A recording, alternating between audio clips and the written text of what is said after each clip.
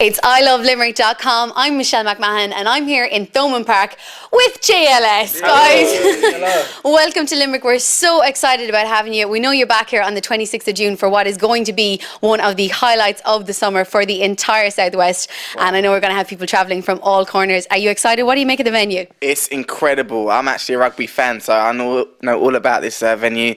And to be playing it is incredible. You know, I think the fact that we're headlining a stadium on a tour is incredible. And it's something we've dreamed of doing, and obviously we've finally been able to live that dream, so fantastic. And of course it's an iconic venue, and you know you must be getting used to that at this stage. What about the venues that you have played? Is there a standout?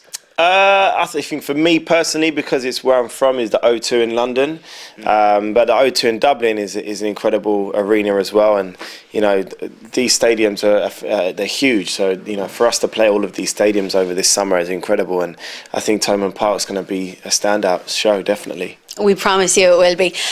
The big moments, standing on a stage like that, winning a MOBO, winning a Brit Award, getting a #1.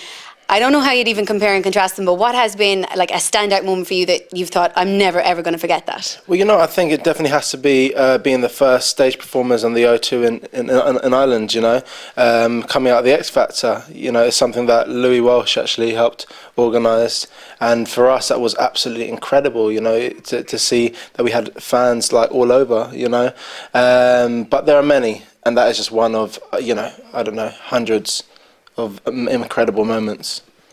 And speaking of the awards as well, I know, like we said, there's been Brit Awards, there's been MOBOs, and one or two mentions that maybe not so many people might know about, like nominations for, you know, Sexiest Male and Best Bum and stuff like that. How do you feel when those awards come around?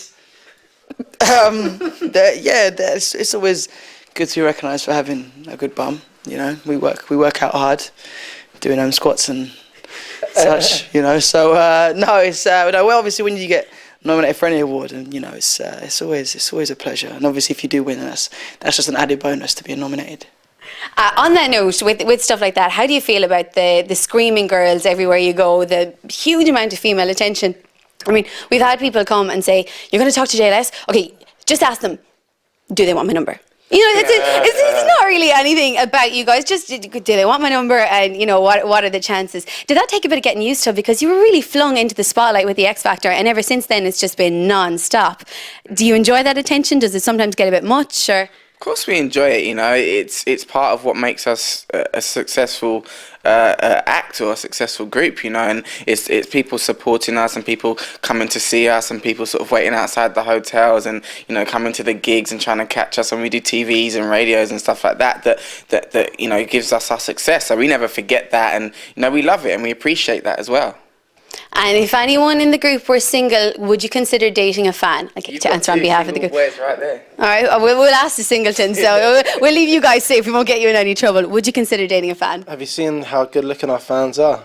Fair enough. Michelle, are you a fan? I'm a big fan. I'm going to stand to this side. Well, you can stand in between myself and Aston, and we can find out what you're doing later. Okay, so I'm going to be... You should go on blind. You've got lines. I'm going to be showing JLS around the Southwest for the next while. They're not going to be going back in studio. They're not going to be doing any more recording. They're going to be here until June 26th because I've got loads to show them. Ladies, I'll hook you up. It's all good. Wow. Oh wow. Hookups all round.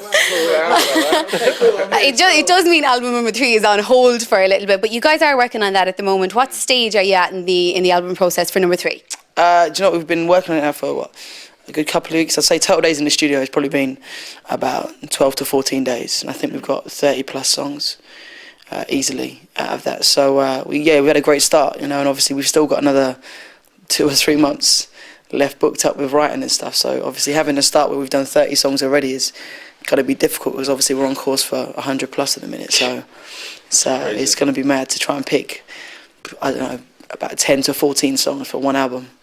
Okay, so then comes the call and the hard part in deciding which one. Exactly. Okay, and when are we going to expect that album? Is there plans for a release on that, or are you just going to wait and see how the recording goes? Yeah, that's going to be released towards the end of the year, hopefully sort of November, December time. Yeah, and obviously once we've made the final selections and album titles and what songs are going to be on there and stuff, we'll sort of plan that around the single release and then the album release. So all good.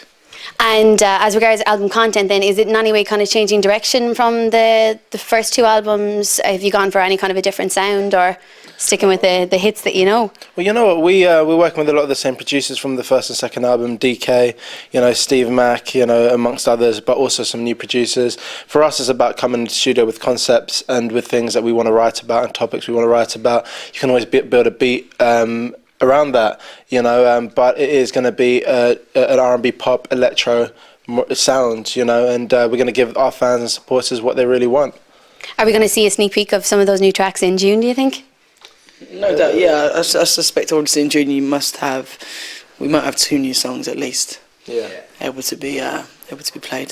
So, All right. Well, of course, everyone's going to be ready and waiting to sing along to the ones that they know and love. And I know there's a couple of songs that they're stadium tunes. So what's the song that you go out and you go, I can't wait to do this one? For me, it's got to be Everybody in Love. It's got to be. I mean, once you do Everybody in Love, put your hands up, and you see the whole audience with their hands up in the air like this, singing the words louder than us on the microphones. That's a feeling that you can't explain. I can't wait. I'm so excited. You're smiling now. I know, I really am. I'm really looking forward to it. I will be singing along. I will be dancing. I look a little awkward when I do that, but I'm going to do it anyway. It's all good. And of course, you've so many things going on, even outside of the recording and the gigs. The clothing line with Alexandra. So tell me how that came about.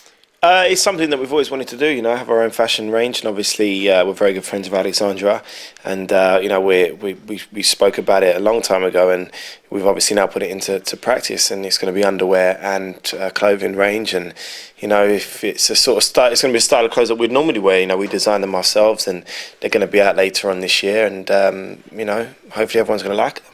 Well, I did take a little sneak peek at the website, because you can pre-order them. If anybody's wondering, you can pre-order them now, and they're quite impressive looking, and they're undergarments that you would wear to be seen in. They're not there to be hidden, should we say? Maybe.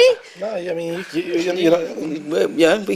we're viable to show you underwear anytime. Absolutely. Yeah. The thing is, some of our members wear their trousers really low, so you want to have good boxers or good pants on show if your trousers are hanging a little bit low. So it's true. Yeah, that's true. So not only do you know about the music now, you also have your fashion lesson from JLS today. If you are going to wear your trousers nice and low, you want to be rocking some good underwear, you can pre-order it, just saying, and we might even catch a glimpse on June 26th. Guys, I can't wait to have you back here again. Thank you so much for talking to ilovelimerick.com. Before we leave, is there any message for your Limerick fans? Yeah, definitely. I think we've got to say, I love Limerick. Fantastic. I love Limerick. Grand. True. It's not a joke. Come on there. All right. It's JLS with ilovelimerick.com.